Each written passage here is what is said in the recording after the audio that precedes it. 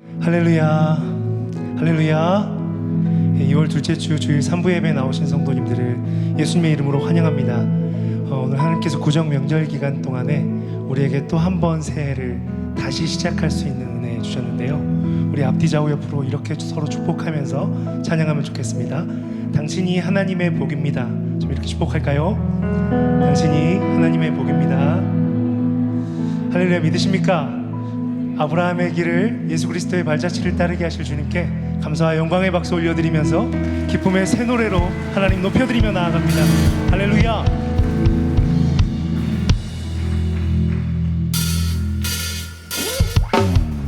기쁨의 박수 치시면서 새 노래로 주님 앞에 나아갑니다.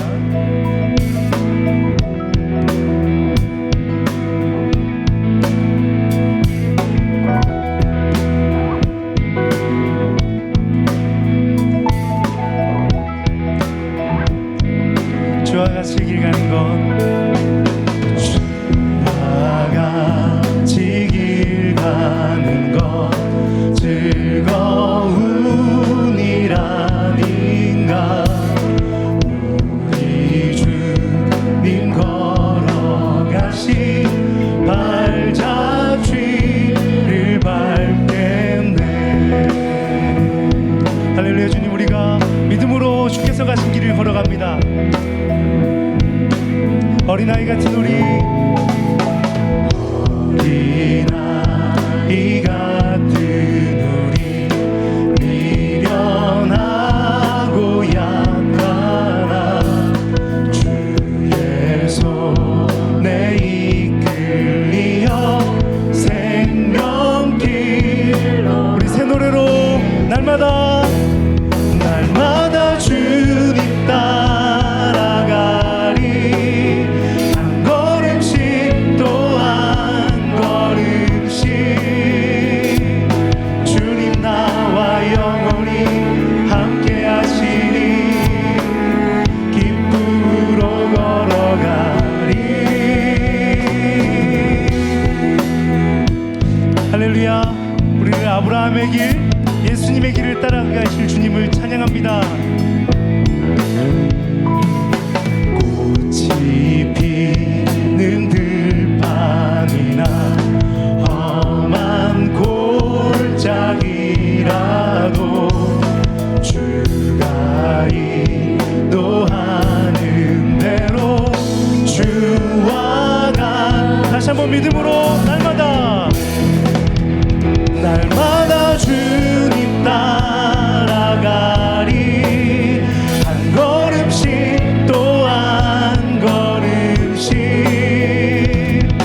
주님 나와 영원히 함께 하시니 기쁨으로 걸어가리. 날마다 주님 따라가리. 한 걸음씩 또 한 걸음씩 주님 나와 영원히 함께 하시니 기쁨으로 걸어가리. 한 걸음 한 걸음 한 걸음 한 걸음 주 예수와 함께 날마다 우리 다시 한번 믿음으로 한 걸음 한 걸음 한 걸음 한 걸음 주와 함께 날마다 우리는 걷겠네. 할렐루야. 말씀을 살아내게 하실 주님께 감사와 영광의 박수 올려드립니다. 할렐루야.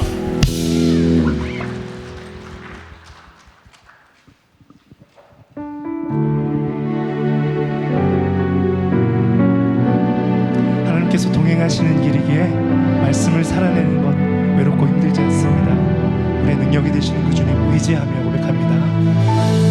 하늘을 볼 겨울도 없이 정신없이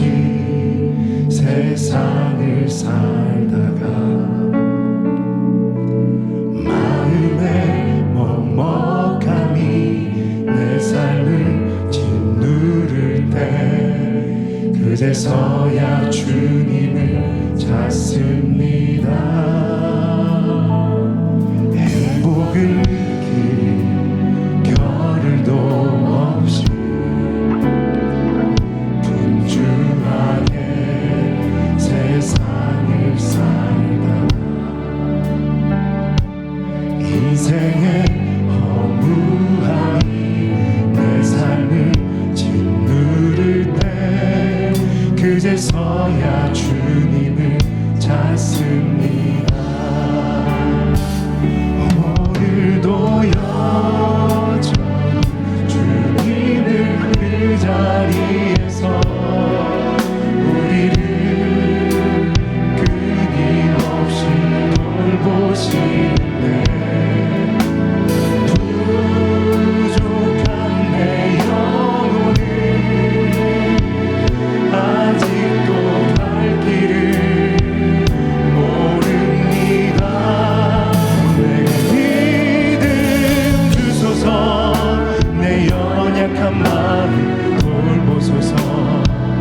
한없는 주님의 사랑 알게 하소서. 영원까지 그의 백성 지키시는 우리 하나님 바라보며 살게 하늘을 볼 별도 없이 정신없이 세상을 살다 마음의 먹먹함이 내 삶을 짓누를 때 그제서야 주님을 찾습니다. 행복을 느낄 겨를도 없이 분주하게 세상을 살다 인생의 허무함이 내 삶을 짓누를 때 그제서야 주님을 찾습니다. 사랑 언제나 사랑해 주님. 사랑해 주님은 그 자리에서 끝까지 놓지 않고 붙드시네. 부족한 내 마음을 아직 돌아올 줄 모릅니다. 모든 것이 다 모든 것을 다 잃은 것 같던 순간에도 모든 아픔이 다 내 것인 것 같다 해도 항상 지키시는 나의 주 세상을 살아갈 힘 되시네. 내게 믿음 주소서. 내 연약한 마음 돌보소서. 한없는 주님의 사랑 알게 하소서. 영원까지 그의 백성 지키시는 우리 하나님 바라보며 살게 하늘 보며 살게 하소서. 하늘 보며 살게 하소서.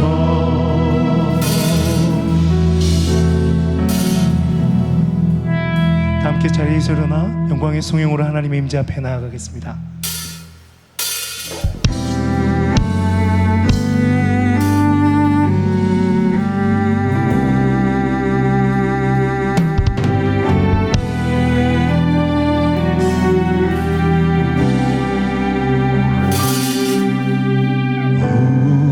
우리 주는 위대하며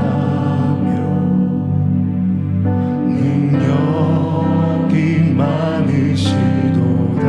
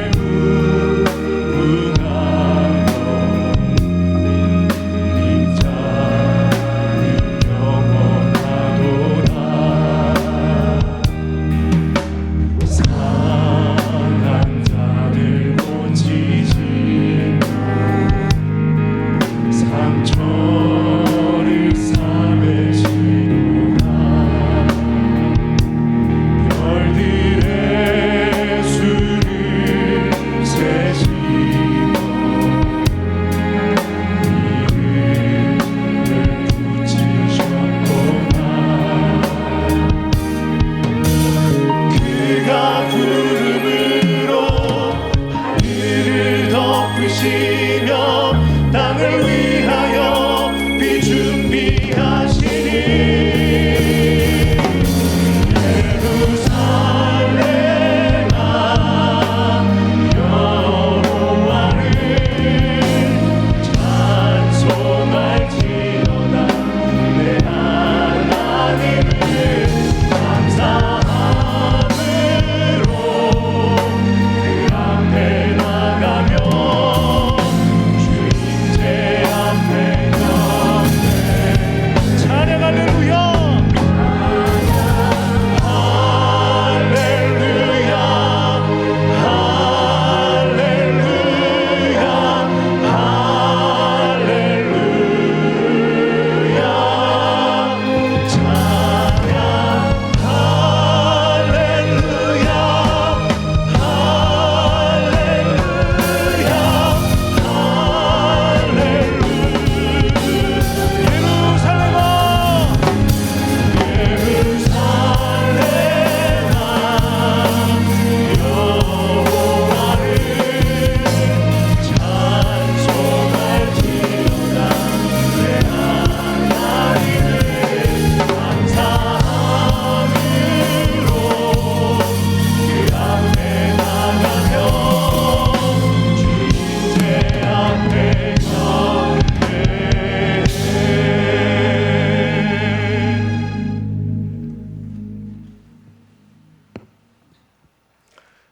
하나님은 영이시니 예배하는 자가 영과 진리로 예배할지니라.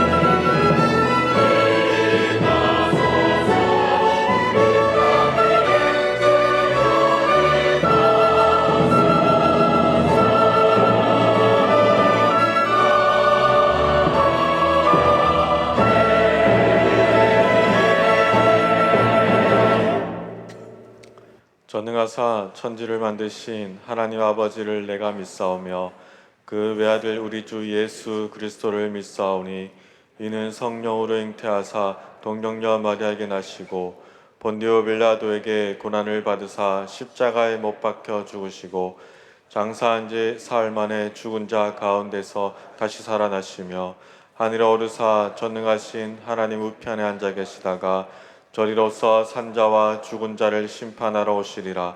성령을 믿사오며 거룩한 공회와 성도가 서로 교통하는 것과 죄를 사하여 주시는 것과 몸이 다시 사는 것과 영원히 사는 것을 믿사옵나이다. 아멘. 여호와여 일어나옵소서. 하나님이여 손을 드옵소서. 가난한 자들을 잊지 마옵소서. 어찌하여 악인이 하나님을 멸시하여 그의 마음에 이르기를 주는 감찰하지 아니하리라 하나이까. 주께서는 보셨나이다. 주는 재앙과 원한을 감찰하시고 주의 손으로 갚으려 하시오니 외로운 자가 주를 의지하나이다. 주는 벌써부터 고아를 도우시는 이시니이다. 악인의 팔을 꺾으소서. 악한 자의 악을 더 이상 찾아낼 수 없을 때까지 찾으소서. 여호와께서는 영원 무궁토록 왕이시니 이방 나라들이 주의 땅에서 멸망하였나이다. 여호와여 주는 겸손한 자의 소원을 들으셨사오니 그들의 마음을 준비하시며 귀를 기울여 들으시고 고아와 압제당하는 자를 위하여 심판하사 세상에 속한 자가 다시는 위협하지 못하게 하시리이다. 아멘.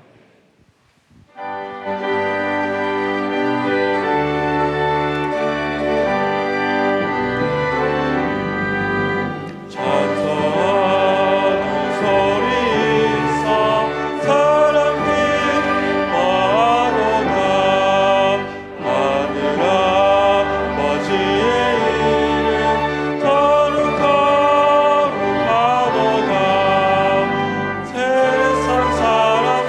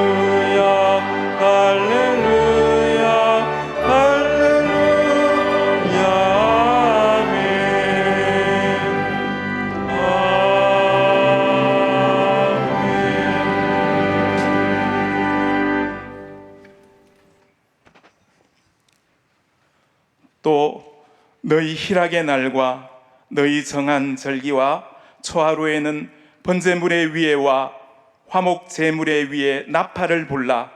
그로 말미암아 너희 하나님이 너희를 기억하시리라. 나는 너희 하나님 여호와니라.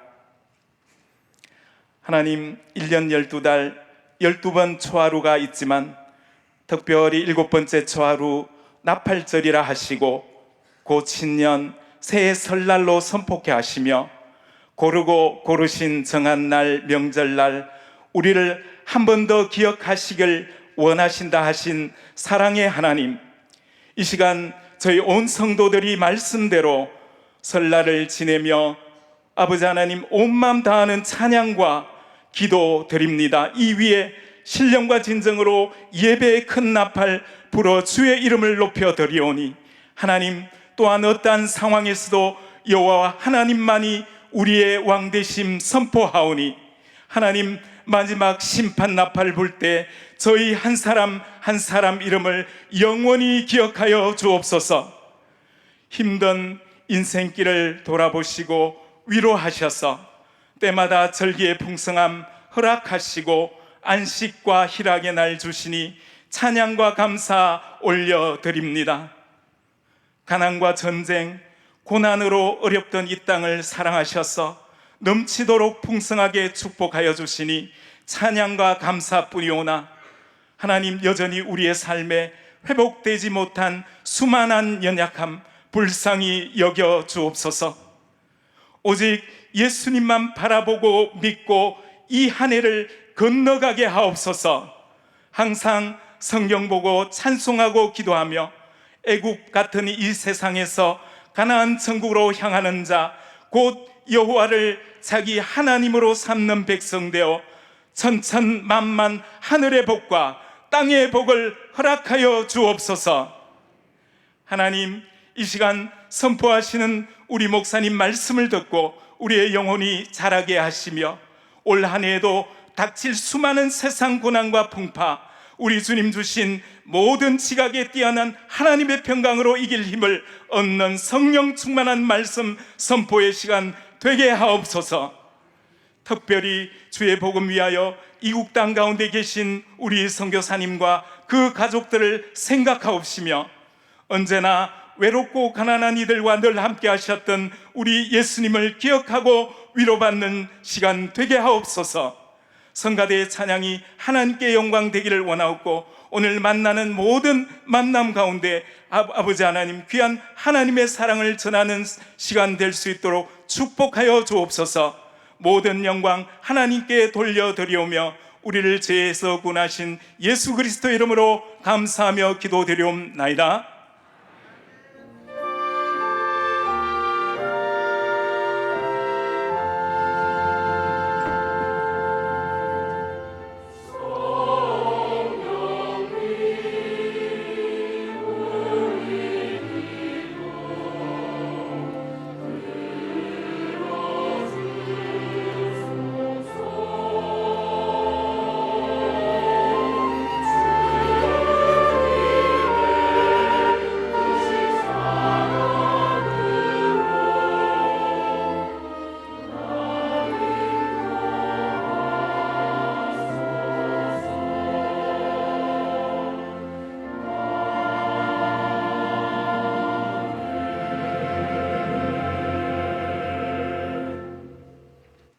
교회 소식 전해드리겠습니다. 주보 2면을 참조해 주시기 바랍니다. 주일 광고입니다. 내일 설 연휴 새벽 기도회는 유튜브 영상으로 드립니다. 설 연휴 중고등부 연합 예배가 비전홀에서 있었습니다. 설 연휴 주일 오후 예배는 가정 예배로 드리고 더홀 점심 식사는 휴무입니다. 내일 카페 역시 오늘부터 내일까지 휴무입니다. 내일 개발 과정 및 내일 기도학교 모집합니다. 신청 기간은 29일 목요일까지며 주보 4면을 참고해 주시기 바랍니다. 주중 광고입니다. 전반기 예사의 집 봉사 첫 예배가 있습니다. 교회 출발은 13일 화요일 오전 9시 30분입니다. 다사메아 장학생 신청 마감은 13일 화요일 오후 5시까지입니다. 제출처는 내일 교회 사무실입니다. 청년 산부 겨울 수련회가 14일부터 17일까지 김영윤 목사님을 강사로 모시고 평산 아카데미에서 있습니다. 미디어 학교를 개강합니다. 17일 토요일부터 매주 12주간 하게 됩니다. 주보 5면을 참고해 주시기 바랍니다. 예친 방학 활동 과제를 받습니다. 답이 적힌 질문지 총 6장을 교구 교역자에게 직접 제출해 주시거나 사진으로 전송해 주시기 바랍니다. 마감 날짜는 다음 주 18일입니다. 예고 광고입니다. 신혼부 겨울 수련회가 23일부터 24일까지 미숭산 자연휴양림에서 있습니다. 청년일부 겨울 수련회가 24일부터 25일까지 본관 101호, 비전 601호에서 있습니다. 중등부 겨울 수련회가 24일 토요일 비전홀에서 있습니다. 나눔의 장 광고입니다. 설명절 후원을 하였습니다. 달서구 노인종합복지관, 신당 종합사회복지관, 신망회원에 각 50만 원씩 후원하였습니다. 설명절 떡국떡을 라파교구 90가정에 나눔하였습니다. 부고 안내입니다. 믿음 1교구 권은유 집사님의 남편 되시는 고 서정목 성도님께서 10일 토요일 소천하셨습니다. 위로 예배는 오늘 오후 3시이고요. 교회 출발은 오후 1시 10분에 있습니다. 발인은 12일 월요일 오전 11시 30분에 있고 빈소는 안동병원 장례식장 8분향실에서 있습니다. 모든 장례 절차는 가족 주관으로 집례하며 내일 교회는 위로 예배를 드립니다. 성도님들의 많은 위로 부탁드립니다. 주부에 없는 구두 광고입니다. 본관 엘리베이터 안전장치 보강 공사를 진행하고 있습니다. 안전검사를 마치는 20일 목요일부터 운행이 가능하니 양해 부탁드립니다. 말씀 보겠습니다. 오늘 우리에게 주시는 하나님의 말씀은 누가복음 14장 1절에서 11절까지의 말씀입니다. 누가복음 14장 1절에서 11절까지의 말씀, 신약 118면에 있습니다. 봉독하기로는 1절부터 6절까지 봉독하도록 하겠습니다. 안식일에 예수께서 한 바리새인 지도자의 집에 떡 잡수시러 들어가시니 그들이 엿보고 있더라. 주의 앞에 수종병 든 한 사람이 있는지라. 예수께서 대답하여 율법 교사들과 바리새인들에게 이르시되 안식일에 병 고쳐주는 것이 합당하냐 아니하냐.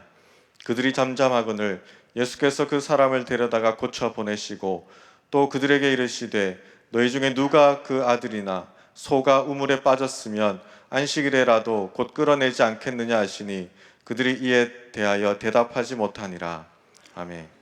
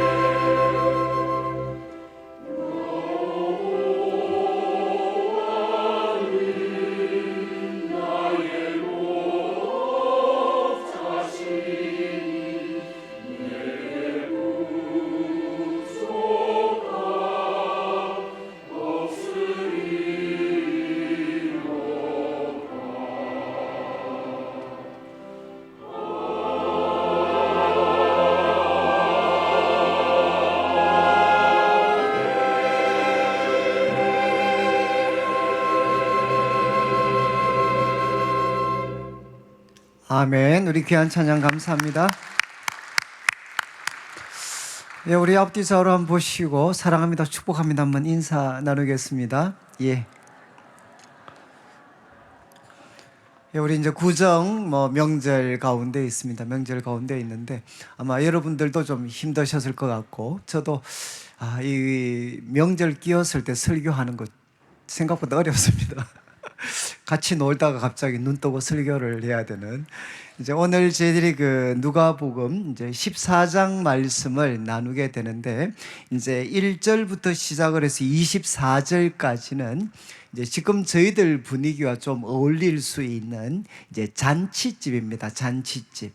이제 잔치집에서 이제 예수님께서 행하셨던 일들, 그리고 또 예수님이 주신 교훈들이 이제 기록이 되어져 있습니다. 그래서 우리 1절 말씀을 먼저 한번 보시면 이제 안식일입니다. 날은 안식일.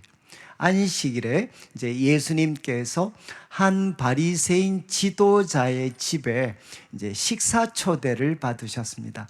식사 초대를 받으셔서 이제 떡을 잡수시기 위해 이제 식사하시기 위해서 그 집에 이제 들어가셨다라고 1절은 이제 기록을 합니다. 이제 옛날 그 고대 이제 유대인들은 이제 안식일 우리들처럼 오전에 이제 예배를 드리고 나면 한 12시경 그때가 이제 안식일 식사라고 해서 우리 가족들과 같이 모이기도 하고 또 밖에 있는 분들을 초대해서 이제 함께 식사하는 그런 어떤 그 전통들이 있었습니다. 그래서 여기에도 한 바리새인 이제 지도자가 아마 예수님께서 그 안식일에 말씀을 전하셨는지는 잘 모르겠지만 이제 예수님을 식사에 이렇게 초대를 했습니다. 그런데 이제 이 식사 초대가 꼭 호의적인 것만은 아니었다라는 것을 이제 1절 마지막 부분이 이렇게 암시를 하고 있습니다. 이제 그들이 엿보고 있었다. 이제 그들이 예수님께서도 도대체 어떻게 행동을 하시고 또 어떤 말씀을 하실지 그들이 엿보고 있었다라고 이제 기록을 합니다.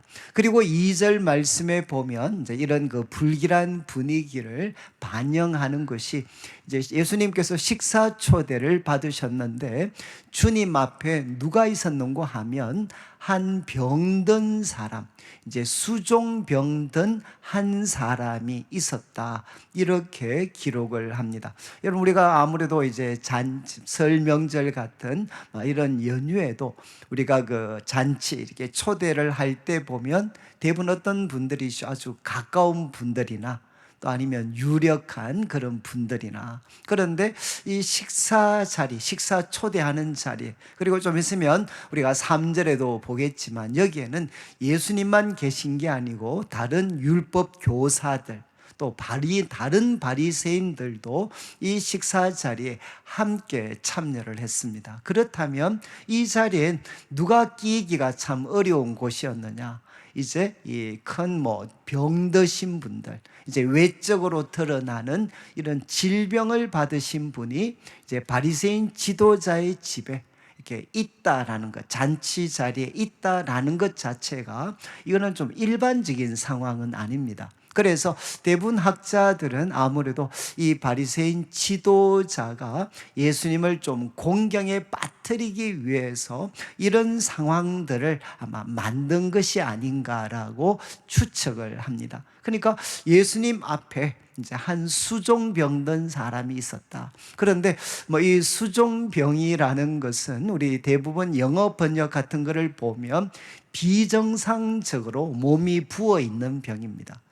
특별하게 구체적으로 설명하지 않고 비정상적으로 이렇게 몸이 많이 부어 있는 그런 사람이 이제 그 식사 자리에 같이 있었다라고 기록을 합니다. 그런데 이제 당시 그 랍비들의 자료 같은 것들을 좀 이렇게 참조를 하면 이런 수종병이라는 것을 대부분 이제 고대니까 예를 들면 귀신과 연관을 짓기도 하고 또 죄와 연관을 짓기도 하고, 특별히 간음을 범한 사람들이 하나님께 받는 벌로 또 이해되어지기도 하고, 그래서 몸은 이렇게 많이 부어 있지만 대부분 그 몸에 부어 있는 이 질병이 뭐 귀신이라든가 죄와 연관되어져 있다라고 그 시대 사람들은 아마 이해를 했던 것 같습니다. 그런 수종병든 사람이 예수님 앞에 있었습니다. 그런데 3절 말씀에 먼저 이제 예수님께서 먼저 질문을 던지십니다. 대상이 이제는 율법 교사들, 바리새인들이라고 이제 명기를 합니다. 그러니까 분명히 바리새인 지도자가 초청을 했지만 이제 그 집에는 이미 율법 교사들 또 다른 바리새인들도 아마 많이 그 식사 자리에 있었던 것 같습니다. 그래서 예수님이 그들에게 이제 질문을 먼저 하십니다.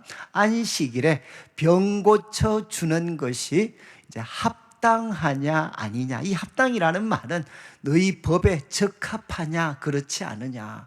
안식일에 병을 고쳐주는 것, 지금 수종병든 사람이 있는데 이 병을 고쳐주는 것이 이제 법적으로 타당하냐 그렇지 않으냐, 이렇게 질문을 했습니다. 그러면 여러분 모여있던 바리새인 또 특별히 율법 교사들의 답은 무엇이겠습니까?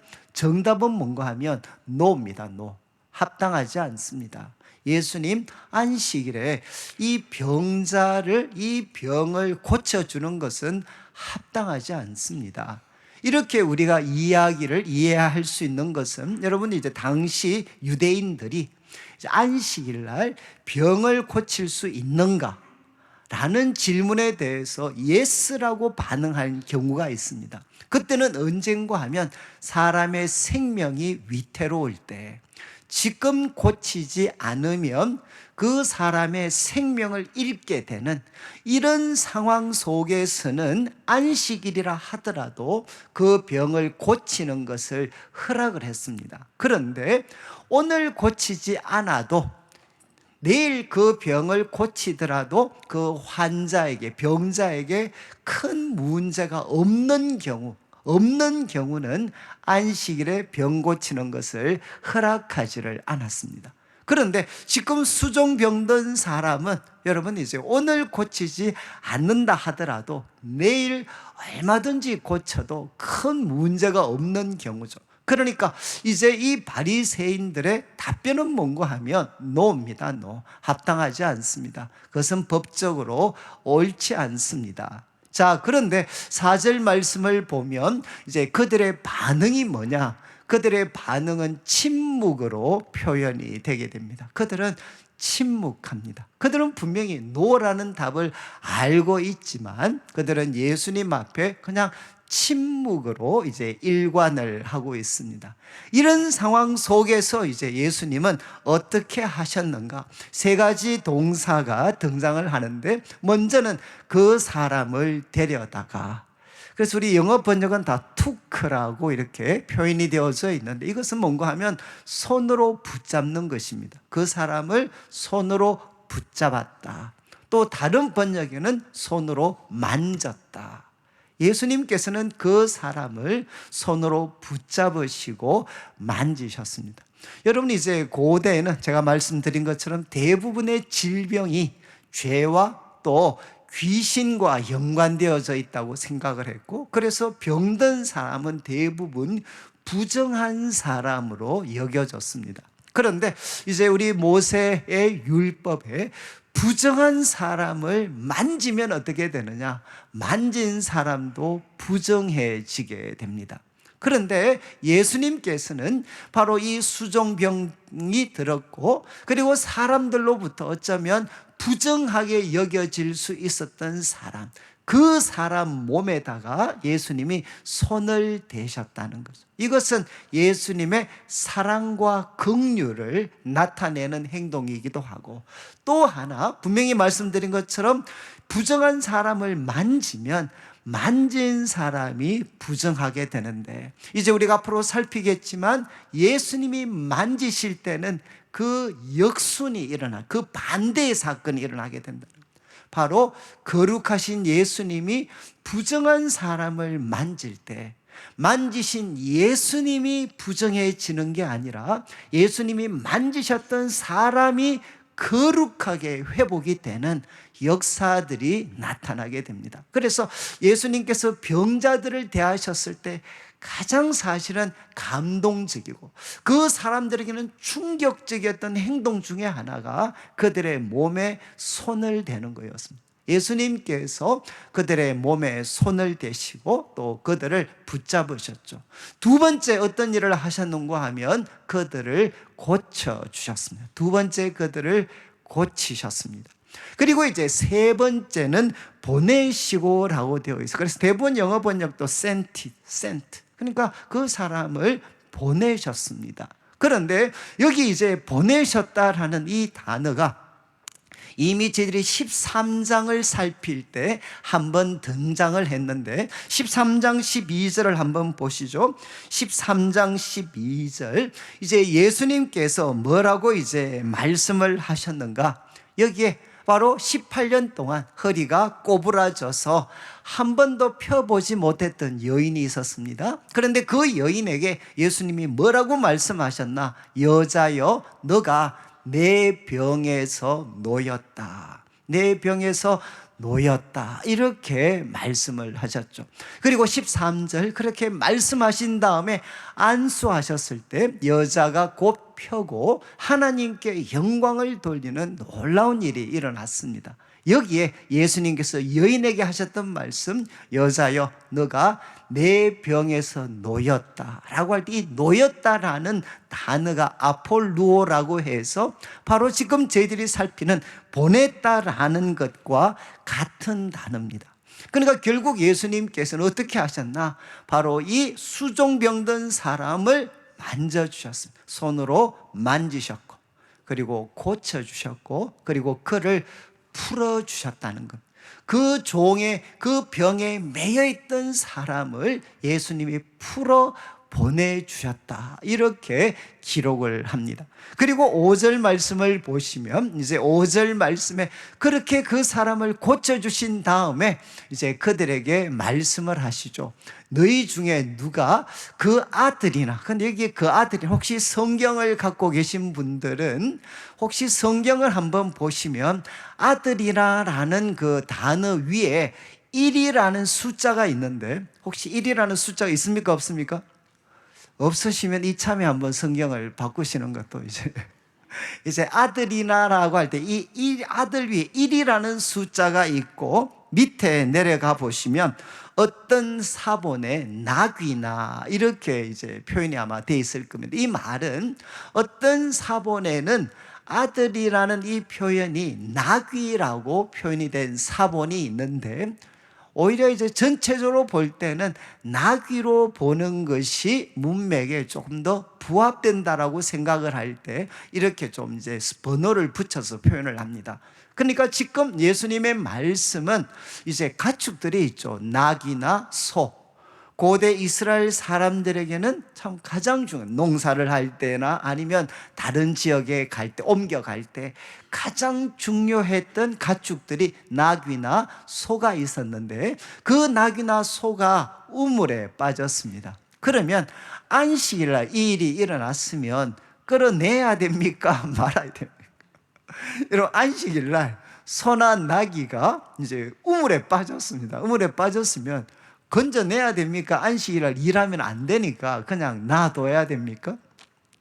이것도 학자들마다 입장이 조금 다를 수는 있는데 우리 신명기 22장 4절을 한번 보시죠. 참 우리 율법에 이런 말씀이 있습니다. 하나님이 이스라엘 백성들에게 주신 교훈 중에 사람들과 관계되는 교훈뿐만 아니라 가축들과 관계되는 교훈도 포함이 되어 있습니다. 그래서 내 형제 나귀나 소가 지금 길에 넘어진 것을 보거든 앞에 제가 1이라는 숫자 나귀라고 해석할 수 있다고 하는 이 구절에 근거한 겁니다. 내 형제 나귀나 소가 넘어진 것을 보면 못 본 채 하지 말고 너는 반드시 형제를 도와 그것들을 일으켜야 된다. 이 말씀은 무엇이죠? 바로 우리가 가축들, 남의 가축이라도 넘어진 것을 보면 못 본 채 하지 말고 반드시 형제를 도와서 그것들을 일으켜 주어야 된다. 이렇게 하나님이 만드신 피조물 이 가축들에 대해서도 사랑을 베풀 것을 우리 하나님께서 말씀을 하셨습니다. 그러면 안식일, 이 말씀에 비추어 봤을 때 안식일 날 가축들이 우물에 빠졌다면 건져내는 것이 타당하지 않느냐. 이것은 당시 랍비들의 일반적인 그런 견해였습니다. 그래서 예수님께서 이 말씀을 인용하시면서 5절을 다시 한번 비추어 주시면 예수님께서 질문을 하시는 거죠. 너희 중에 바로 낙이나 소가 우물에 빠졌으면 안식일이라도 곧 끌어내어야 되지 않겠느냐. 이건 이제 수사 의문문입니다. 그냥 이미 답을 알고 있습니다. 강조하기 위해서 질문하는 거. 너무 확실한 답이죠. 반드시 안식일 날 소와 가축이 우물에 빠졌으면 끌어내어야 되잖아. 그러면 안식일 날 이 수종병으로 지금 빠져 있는 사람이 있다면 끌어내는 것 너무 당연하지 않느냐. 혹시 우리 13장 기억하시나요? 18년 된 여인 고쳐주시면서 예수님 말씀하셨죠. 안식일 날 가축도 그 외양간에서 풀어서 물을 먹여주는데 안식일에 정말 어떤 이 18년 동안 이 사단에게 매여 있는 아브라함의 딸을 풀어주어야 되지 않느냐. 이렇게 예수님께서 말씀을 하셨습니다. 그래서 6절 말씀에 보면 반응이 나타나죠. 반응. 6절에 뭐라고 기록을 했는가 하면 그들은 이에 대해서 대답하지 못했다라고 기록을 합니다. 여러분 1절부터 6절까지 이제 말씀을 좀 들으시면서 어떤 생각이 드시는지 모르겠습니다. 저는 이제 좀 제가 솔직하게 말씀드리면 저는 이제 대부분 그 설교 준비, 이제 우리 이 예침 문제지를 제가 조금 빠르면 주일 밤이나 이제 아니면은 이제 주로 월요일 저녁까지는 제가 이 문제를 마칩니다. 마쳐서 그래서 대충 이런 내용이구나. 이런 내용이니까 이 말씀이 이제 제 생활 속에서 한 주 동안 이 말씀을 제가 뭐 어디든 좀 묵상을 하면서 이렇게 좀 이제 그 후에 좀 준비를. 그러니까 제가 월요일 되면 이제 이 문제지를 거의 다 만듭니다. 특별한 일이 없으면. 근데 제가 이제 이번 주간은 특별히 구정 주간이니까 제가 이제 14장 1절 주일 밤에 가서 문제지를 이렇게 본문을 보는데 이제 안식일이 나왔어요. 그때 저의 첫 번째 반응이 뭔가 하면 또 안식일. 이게 제 솔직한 반응이에요. 또 안식일이 또 나왔네. 그리고 여러분 이제 누가복음에는 안식일에 예수님이 병을 고치시는 장면이 3번 기록이 되어 있습니다. 그래서 앞에서 말씀드린 것처럼 6장 6절부터 첫 번째 이제 안식일 가셨다가 회당에 들어가셨다가 거기에 오른손 마른 사람이 있었습니다. 그럴 때 막 또 사람들이 막 엿보고 있죠. 그때 예수님께서 안식일에 선을 행하는 것, 악을 행하는 것 어느 게 옳으냐 그러면서 그 사람 보고 손을 내밀어라. 그랬을 때 그 오른손이 회복이 됐고, 그리고 다른 복음서의 같은 사건을 보면 그들이 예수님을 이제는 분을 내고 죽이려고 하는 마음을 갖게 됩니다. 그리고 이제 13장에 살폈던 이제 그 18년 동안 허리 한 번도 펴지 못하고 꼬부라져 있었던 여인, 그에게도 예수님께서 바로 고쳐주셔. 그 여인을 향해서 바로 안수하시고 또 말씀하셨습니다. 내 병에서 놓였다. 그리고 말씀하셨죠. 외양간에 있는 가축들도 풀어서 물 먹이는데 아브라함의 딸들 풀어줘야 되지 않느냐. 이렇게 예수님 말씀하셨습니다. 여러분 앞에 2번 말씀하셨는데 또 한 장 넘기니까 또 14장에 또 안식일 날 또 이제 딱 하나 달라진 건 남자입니다. 남자가 지금 이제 수종병이 들려서 이유는 알 수 없지만 이렇게 고통당하고 있고 사람들은 엿보고 있는데 또 예수님께서 고치시고 그리고 또 그 어떤 이 질문을 이렇게 하셨습니다. 좀 들으시면서 좀 짜증 나시지 않나요?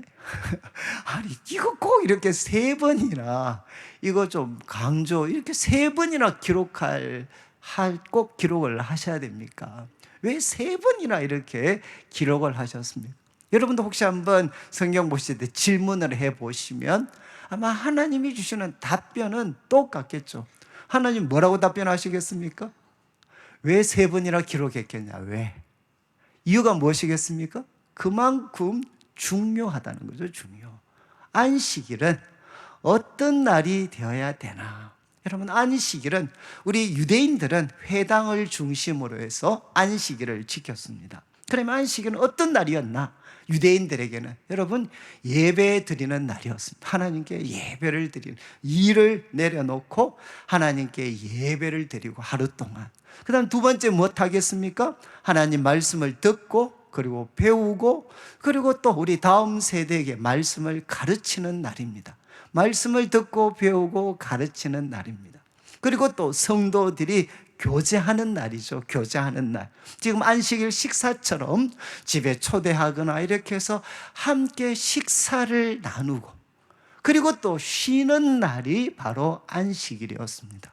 여러분, 지금 제가 말씀드렸던 이 안식일의 풍경은 우리들하고 너무 비슷하지 않습니까? 지금 바로 오전 시간에 같이 모여서 하나님께 예배를 드리고 일을 내려놓고 하나님께 예배를 드리고 그리고 나아가서 우리는 말씀을 듣고 그리고 배우고 가르치는 일을 하고 있습니다. 그리고 우리 성도, 그 다음 뭐 하죠? 우리 성도들이 같이 모여서 뭐 도홀이나 여기서 국수를 나누기도 하고 이러면서 뭐 하느냐? 이제는 성도들이 사랑의 교제를 나누게 됩니다. 그리고 서로 사랑으로 섬기고 교제하는 날이 바로 우리가 주일날 보내는 풍경이죠. 여러분, 우리들의 풍경과 당시 정말 회당을 중심으로 안식일의 풍경과 비슷하지 않습니까? 근데 제가 좀 부끄러운 말씀이지만 저는 이런 풍경에 대해서 저는 참 이상하다, 이것은 부족하다라고 느껴본 적이 사실은 별로 없었습니다. 그런데 지금 오늘 이 말씀을 통해서 왜 3번이나 예수님 똑같은 내용의 가르침을 주셨습니까? 라고 할 때 결국 성경이 우리에게 가르치는 분명한 교훈은 뭔가 하면 안식일은 예배의 날이 되어야 되고 그리고 안식일은 말씀을 듣고 배우고 가르치는 날이 되어야 되고 그리고 사랑의 교제와 섬김의 날이 되어야 되지만 그것 가지고는 불완전하다는 거죠. 거기에는 무엇이 반드시 포함되어져야 되느냐? 치유와 회복으로 대표되는 구원의 날이 되어야 된다는 거예요. 안식일은 예배의 날, 말씀을 배우고 교제와 섬김의 날일 뿐만 아니라 안식일은 어떤 날이 되어야 되느냐? 구원의 날이 되어야 된다는 것. 치유와 회복의 날이 되어야 된다는 것. 우리 하나님께서 창세기를 통해 이 안식일을 우리에게 주신 것은 무엇이냐? 열심히 6일 동안 일하는 가운데 하나님이 우리에게 주신 그 온전함과 그 행복이 깨트려질 수가 있습니다. 그러면 바로 이 7일째 안식일에 함께 모여 하나님을 기억하고 우리를 향하신 하나님의 원래 의도와 그 어떤 아름다운 모습들을 기억하고 또 하나님의 도우심을 통해서 하나님이 창조 때 가지셨던 온전함과 행복을 회복하는 날, 그런 뜻에서 구원의 날이 되어야 된다는 거죠. 근데 저는 참 이 말씀이 한 주 동안 참 저를 이렇게 좀 많이 마음을 무겁게 했고, 그리고 내가 정말 이 말씀이 맞다면 나는 지금 안식일에도 바로 이 어떤 고통 가운데 있는 성도들을 돕는 예수님 편에 속해 있나, 그 일을 이상하게 생각하고 분노하는 바리새인 편에 속해 있나, 조금 더 거창하게 말씀드리면 저의 목회는 예수님의 목회와 가까운 건가 아니면 바리새인의 목회와 가까운 건가 라고 했을 때 정말 어떻게 보면 제가 섬겼던 주일에 대한 이해는 바로 바리새인들 것과 참 이렇게 비슷해져 있는 것을 발견을 하게 됐습니다. 저는 그래서 이제 한 주 동안 기도했지만 앞으로 아마 좀 바뀔 것 같아요. 하나님, 우리 주일이 예배의 날 말씀을 배우고 듣고 가르치고 성도들이 사랑으로 교제하는 날일 뿐만 아니라 바로 이 날이 구원의 날이 되게 해 주십시오. 제가 이렇게 한 주 동안 이제 구정 명절이 있으니까 저도 이제 우리 애들도 오고 이렇게 해서 명절을 또 동생네도 오고 해서 구정을 보냈습니다. 보낼 때 이제 아무래도 이제 어르신들을 생각을 하게 되잖아요. 어르신들. 그래서 저도 이제 우리 할머님, 제가 이제 소천하신 지가 오래되셨지만 우리 할머님을 좀 생각해 볼 때 우리 할머님께서 이제 항상 주일 마치고 나면 이런 말씀을 하셨어요. 저는 이제 아마 고등학교 때부터는 좀 삐딱해지기 시작을 했습니다. 그래서 주일 예배 드리고 나면 이제 우리 할머님한테 불평을 했습니다. 설교 그러시면 안 되죠. 그리고 제가 이제 예배 때 막 좀 짜증났던 이런 이야기들을 우리 할머님에게 이렇게 몇 번 했습니다. 그때 우리 할머님 뭐라고 하셨는 거야? 야, 관영아, 그런 이야기 하면 안 돼. 그러면서 하셨던 말씀이 우리 할머님 그때는 이제 80 가까이가 되셨으니까 열심히 평생 일하셨으니까 온몸이 성한 데가 없잖아요. 그래서 할머님은 허리부터 무릎 성한 데가 없었어요. 그런데 우리 할머님 말씀이, 야, 내가 주일날 말씀을 들으면 저는 참 안 믿기는데, 야, 우리 목사님 입에서 불이 나와, 불이. 우리 목사님 입에서 불이 나와가지고 그 불이 내 아픈 허리하고 무릎하고 이런 데 불이 닿으면 거기가 시원해져. 이렇게 말씀을. 저는 다른 건 모르겠는데 우리 항상 할머님이, 야, 우리 목사님 입에서 불이 나와가지고 그 불이 내 아픈 데 닿으면 내가 시원해지고 내가 회복이 되고. 그래서 참 우리 할머님의 말씀들을 생각해 보면 우리 할머님에게 최소한 주의 날, 바로 주일은 어떤 날이었느냐? 그날은 예배의 날일 뿐만 아니라 그날은 구원의 날이었습니다. 구원의 날. 저는 여러분 바로 안식일, 그리고 우리 성도들에게는 주일은 어떤 날이 되어야 되느냐? 하나님께 예배 드리고 말씀을 배우고 말씀대로 살아가고 우리 다음 세대에게 가르치는 날이고, 그리고 사랑과 선행으로 서로 격려하는 날일 뿐만 아니라 이 주의 날은 바로 우리 성도들에게 구원의 날이 되어야 되는 거죠.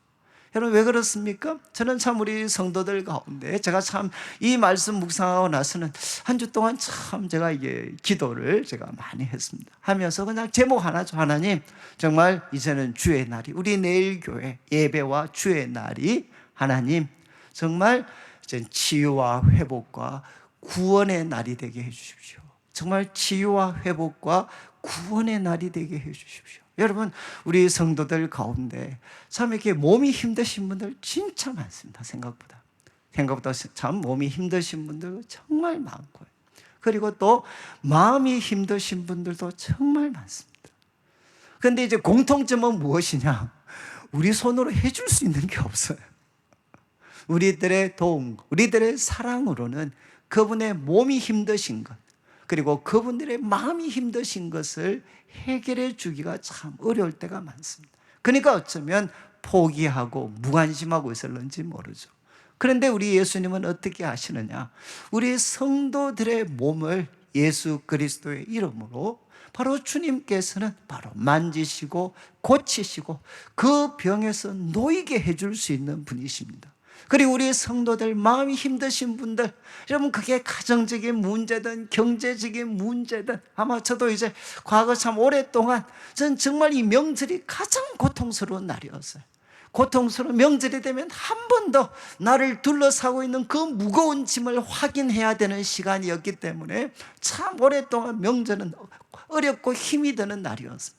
아무쯤에 명절을 보내면서 우리 가정에 대해서 경제적인 문제, 또 관계, 우리 자녀들에 대한 문제, 부모님들에 대한 문제로 막 짐이, 마음이 더 무거워지신 분들도 많이 계실 겁니다. 그런데 예수님은 누구시냐? 우리의 마음을 그 무거운 짐에서부터 풀어주실 수 있는 분이십니다. 그리고 우리 예수님은 누구신가? 여러분, 우리 인생, 우리들의 지혜와 우리들의 힘을 통해서는 절대로 해결할 수 없는 문제들이 있습니다. 근데 그 문제를 우리는 해결할 수 없지만, 그러나 전능하신 하나님께서는 여러분 그 문제에 대해서 답을 가지시고 그 문제 해결책을 우리에게 열어주실 수 있는 분이 누구시냐? 바로 하나님이십니다.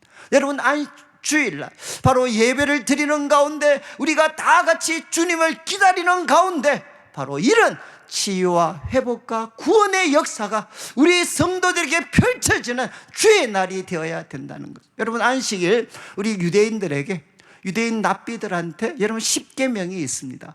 가장 중요한 게 무엇입니까? 라고 물으면 여러분 유대 랍비들의 답은 똑같습니다. 몇 번째 계명이 가장 중요하냐? 그들에게는 바로 4번째 계명입니다. 안식일을 거룩하게 지키는 것. 왜 그렇습니까? 첫 번째, 나 외에 다른 신을 두지 마라. 이게 가장 중요하지 않나요?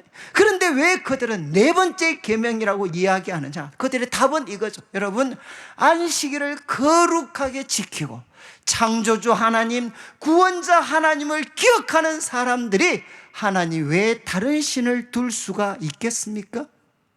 여러분, 안식일을 거룩하게 지키는 자가 어떻게 하나님 외에 다른 우상을 섬길 수가 있겠습니까?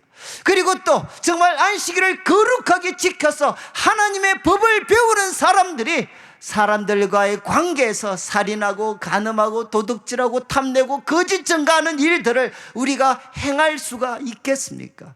그들에게 있어서 10계명의 중심은 어디였느냐? 바로 안식일이었어요. 안식일. 저는 제가 이제는 감히 말씀드릴 수 있을 것 같습니다. 여러분, 우리들의 삶에 어떤 변화와 실패와 고통과 고난이 찾아온다 할지라도 우리 그리스도인들이 안식일 주의 날을 거룩하게 지켜서 그 상황 가운데서도 하나님 앞에 예배를 드리고, 그리고 나아가서 주의 말씀을 듣고 구원하시는 하나님의 능력을 덧입게 되는 역사들이 나타나면 여러분, 우리들의 삶은 절대로 무너지지 않습니다. 여러분, 이제 예수님께서는 안식일이 구원의 날이 되어야 될 것을 분명하게 교훈하셨죠. 그 다음 이제 7절부터 보시죠. 잔치집에서 주는 2가지 교훈 중에 첫 번째인데, 여러분, 청함받은 사람이 높은 자리 택함을 예수님이 보셨습니다. 여러분, 이거는 바리새인 서기관들의 거의 불치병입니다. 불치병. 마가복음 12장 38절 39절 한번 보시죠. 예수님께서 바리새인 서기관 책망하실 때 긴 옷 입고 다니는 것, 시장에서 문안 받는 것, 39절 보시면 이제는 회당의 높은 자리, 그 다음 나온 게 무엇이죠? 잔치의 윗자리를 원하는 서기관들을 삼가해라. 여러분, 잔치집의 윗자리, 지금도 그렇습니다. 잔치집은 어떤 곳이냐? 사회적인 영향력, 사회적인 신분이 딱 어느 수준인가 결정적으로 노출되는 곳이 잔치하는 공간입니다. 그렇지 않나요? 지금도 잔치집에 가면 집안에 제일 어른이 누군지, 그리고 이 사회 속에 누가 제일 큰 어른이고 영향력이 있는 사람인지 딱 드러나는 곳이 잔치집이죠.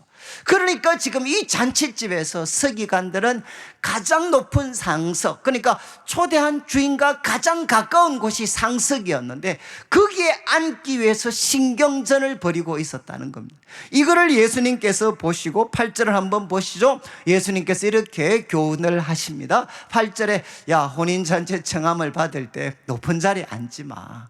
왜냐하면 너보다 더 높은 사람이 청함을 받았을 때 9절 말씀 어떤 일이 생기겠습니까? 너와 그를 청한 자가 와서 좀 이 사람한테 좀 자리를 내주십시오 라고 이야기를 하면 그때 너가 얼마나 창피를 당하면서 끝자리로 가겠느냐. 그리고 10절을 보시죠. 10절 대신 10절 말씀, 청함을 받았을 때 뭐라고 했습니까? 가서 끝자리에 앉아있으라. 가서 웬만하면 끝자리에 앉아있으라. 그러면 너를 청한 자가 와서 너더러 보시, 아니 왜 여기 계십니까? 그러면서 바로 정말 이렇게 상석으로 너를 인도할 때 그때야 너가 영광, 모든 사람 앞에서 영광을 받지 않겠느냐. 이렇게 예수님께서 말씀을 하셨습니다. 여러분, 이 지금 교훈은 잠언 25장 이제 6절과 7절에 거의 같은 내용이 기록이 되어 있습니다. 이것은 예수님뿐만 아니라 솔로몬 지혜자들이 가르쳤던 내용. 25장 6절을 한번 보시죠. 잠언 25장 6절에 왕 앞에서 스스로 높은 채 하지 마라. 그러면서 대인들의 자리에 서지 마라. 여러분, 왕의 최고 이제 대인들, 권력자들 앞에 자리에 서지 마라. 7절 말씀, 왜냐하면 사람이 내게 이리로 올라오라고 말하는 것이 내 눈에 보이는 귀인들 앞에서 저 자리로 내려가라. 이렇게 말하는 것보다 더 낫다. 이렇게 예수님 말씀하셨습니다. 그러면서 이제 11절의 결론입니다. 예수님께서 뭐라고 말씀하셨느냐? 무릇 자기를 높이는 자는 낮아지고 그리고 자기를 낮추는 자는 높아지리라. 여러분, 예수님 당시에 종교 지도자들이죠. 바리새인, 서기관, 여러분 종교 지도자들의 치명적인 문제가 무엇이었느냐? 그들은 자기를 높이는 사람이었습니다. 그 자기를 높이려고 하는 마음이 바로 잔치집에서 상석을 먼저 차지하려고 하는 신경전으로 나타났습니다. 예수님 말씀하셨습니다.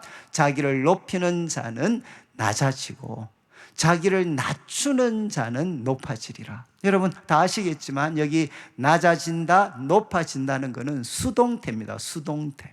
여러분 수동태입니다. 낮아질 거다.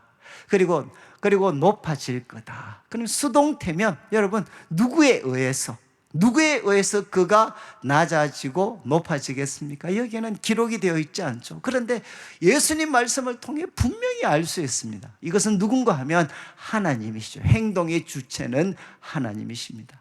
하나님에 의해서 낮아지고 하나님에 의해서 높아지게 될 거다. 그래서 이런 어떤 방법들을 신적 수동태라고 이야기합니다. 신적 수동태. 여러분, 하나님에 의해서 낮아질 사람이 있습니다. 누가?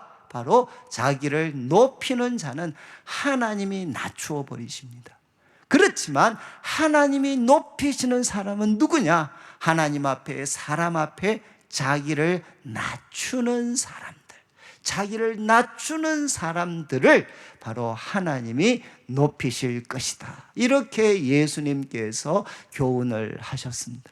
여러분, 이제 저는 우리 예수님을 아마 우리 이제 명절을 보내시면서 어쩌면 마음이 조금 상하신 분들이 계실지 모르겠습니다. 우리 마음이 상할 때는 언제죠? 바로 이런 일을 경험할 때, 집안에서 또 자기가 최고라고 이야기하고 그걸 요구하는 그런 어떤 사람들을 대할 때 참 우리 마음이 이렇게 힘들 수가 있습니다. 여러분, 어느 집이나 스스로를 높이는 사람들이 있으면 그 주변에 긴장이 많이 생깁니다. 그런데 여러분, 이제 이런 어떤 성향들이 자기도 알지 못하는 사이에 우리들 속에도 이제 영향을 끼칠 수가 있습니다. 제가 이제 좀 교회에 이렇게, 저도 이제 내일 교회 담임 목사가 된 지가 한 15년 정도가 됐으니까 이제 15년 차 정도가 되는데 한 번씩 이렇게 좀 이렇게 짜증이 날 때가 있어요. 한 번씩 이렇게 짜증이 나고 이제 화가 날 때가 좀 있을 수 있습니다. 그래서 하나님 앞에 이제 한 번씩, 하나님 이거 조금 심한 거 아닙니까? 그래서 이제 좀 그 짜증 나는 거나 또 화나는 마음을 표현을 할 때 하나님 한 번씩 저한테 도전하신 게 뭔가 이런 마음을 주셨어요. 야, 너 5년 전에 똑같은 일 당했었는데 그때는 너 짜증 안 냈잖아. 5년 전에 같은 일 당했는데 그때는 멀쩡하더니만 왜 지금 짜증내냐. 또 한 번씩은 너 10년 전에 똑같은 일 당했잖아. 너 그때는 오히려 감사하더구만. 왜 지금은 이렇게 왕짜증을 내고 있냐. 그러면 제가 깨닫는 게 무엇이죠? 저를 대하는 분들은 달라진 게 없어요.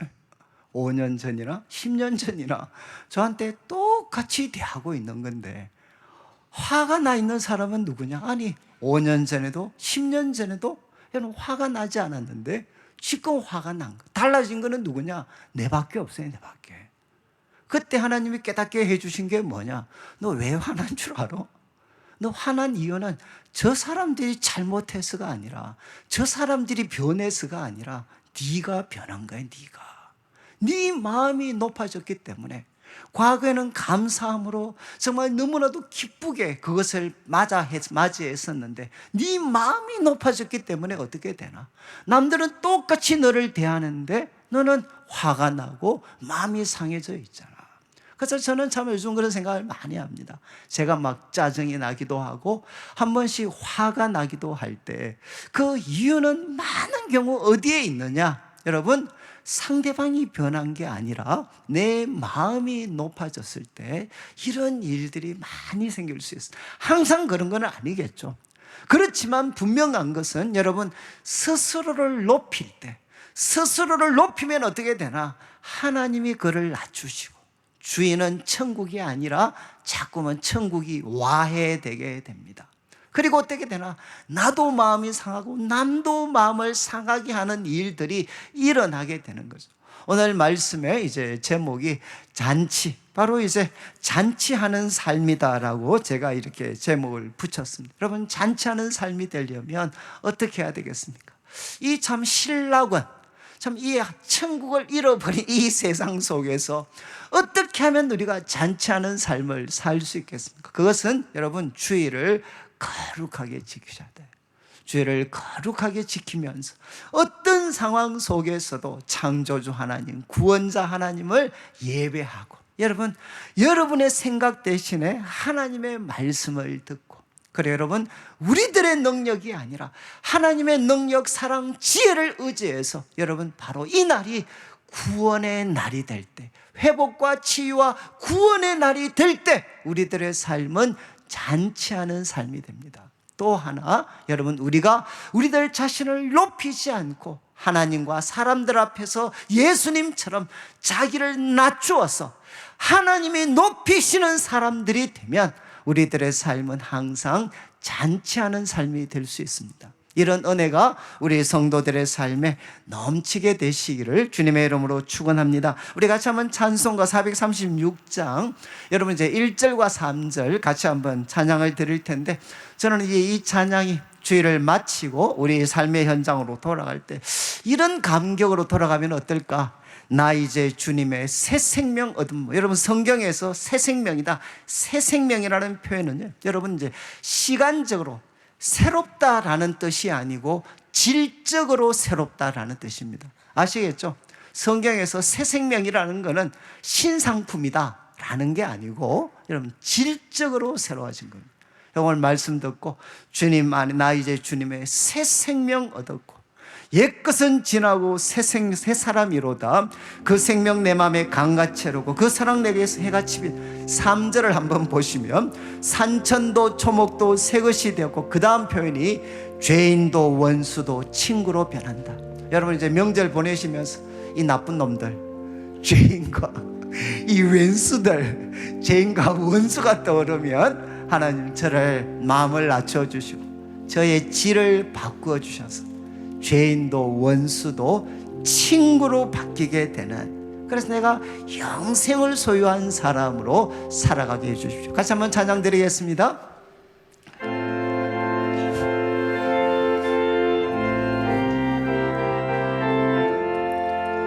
나 이제 주님의 새 생명 얻은 몸, 옛것은 지나고 새 사람이로다.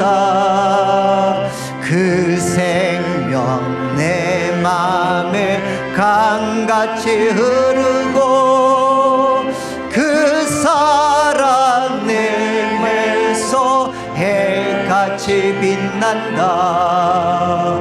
영생을 누리며 주 안에 살리라. 오늘도 내일도 주 함께 살리라. 3절입니다. 산천도 초목도 새 것이 되었고 죄인도 원수도 친구로 변한다. 새 생명 얻은 자 평생을 누리니 주님을 모실 맘 새 하늘이로다. 이 영생을 누리며 주 안에 살리라. 오늘도 내일도 주 함께 살리라. 우리 같이 한번 기도 드릴 때, 하나님, 바로 주의 날이 저에게 구원의 날이 되게 해 주십시오. 하나님, 제 몸이 힘들기도 하고 제 마음이 힘들기도 합니다. 어떻게 살아가야 할지 길이 보이지 않을 때도 있습니다. 하나님, 저에게 찾아오셔서 주님의 사랑, 능력, 지혜로 제 몸을 고쳐주시고 제 마음을 새롭게 해주시고 길이 없는 곳에 주님 길을 열어 주시옵소서. 구원의 날이 되게 하여 주옵소서. 죄인도 원수도 친구로 바뀌어지는 역사가 나타나게 하여 주시옵소서. 우리 말씀 붙잡고 한번 같이 기도드리겠습니다. 하나님 아버지, 감사합니다. 오늘도 우리 사랑하는 성도들 중에 몸이 힘든 분들이 있습니다. 마음이 힘든 분들이 있습니다. 수고하고 무거운 짐에 눌려 있는 분들도 많이 계십니다. 하나님, 이 시간 우리에게 찾아오셔서 예수 그리스도의 이름으로 우리들의 몸에 손을 대어 주시고 우리를 치유하여 주시고 그 병에서 우리를 놓아 주시옵소서. 하나님, 우리 마음에 고통이 있습니다. 우리 예수님의 사랑과 능력으로 우리의 마음을 새롭게 하여 주시고 하나님, 우리를 짓누르고 있는 수많은 무거운 짐이 있습니다. 주님께 맡깁니다. 하나님, 우리 마음에 참된 평안과 안식을 허락하여 주시옵소서. 우리 다 같이 자리에 일어나 주시고 제가 헌금을 위해서 기도드리고 축도로 마무리를 하겠습니다. 하나님 아버지, 감사합니다. 오늘도 사랑하는 성도님들 주님 앞에 귀한 예물을 드립니다. 이물질 속에 담겨져 있는 우리 성도들의 눈물과 기도와 땀, 믿음과 사랑의 고백을 연락하시고 먼저 주의 나라와 의를 구하는 주의 백성들에게 약속하신 대로 모든 것을 더하여 주시옵소서. 하나님 아버지, 우리가 힘든 몸을 이끌고 아픈 마음을 이끌고 주님 앞에 나왔습니다. 살아계신 주님, 주님의 손을 내미시고 성령의 불로 우리 성도들 한 사람 한 사람 찾아가셔서 병든 몸을 고쳐주시고 상한 마음을 치유하여 주시며 길이 보이지 않을 때 전능하신 하나님께서 생명의 길, 구원의 길을 열어 주시옵소서. 하나님, 우리도 예수님처럼 항상 자신을 낮추는 자가 되어서 하나님이 높이시는 잔치하는 인생 될 수 있도록 도와주시고 우리 성도님들의 가정마다 일터마다 자녀들에게, 우리 후손들에게, 우리 어르신들 가운데 주님께서 항상 함께 하셔서 하나님 아버지, 정말 주님의 놀라운 구원과 은혜가 우리 성도들의 삶에 펼쳐지게 하여 주시고 어떤 삶의 문제를 만나더라도 주일 와서 주님께 예배드리고 주님의 말씀 듣고 기도할 때 하나님이 베푸시는 구원의 역사로 말미암아 새 생명이 되어서 돌아갈 수 있는 은혜를 허락하여 주시옵소서. 감사를 드리며 예수님의 이름으로 기도드립니다. 아멘. 지금 우리 주 예수 그리스도의 크신 은혜와 하나님 아버지의 극진하신 사랑과 성령 하나님의 감동 감화 위로하시고 교통하시며 주일 우리 성도들이 치유와 회복과 구원의 날을 경험하고 항상 하나님 앞에 자신을 낮추고 주님의 뜻에 순종하여서 하나님이 높이시는 복된 인생, 잔치하는 인생 살기를 다짐하는 모든 주의 백성들 위해 지금부터 영원토록 함께 있을지어다. 아멘.